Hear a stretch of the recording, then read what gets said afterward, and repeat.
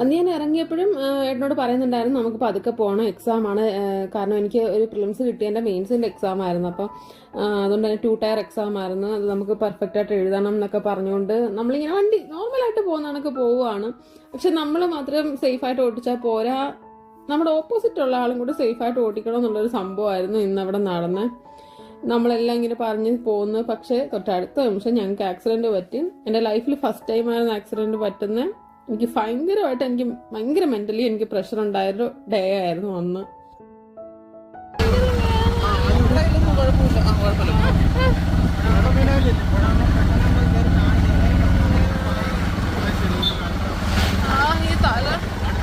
അപ്പം നമ്മുടെ car direct വന്ന് നമ്മുടെ കാലിലിടിക്കുകയായിരുന്നു, റൈറ്റ് സൈഡിൽ.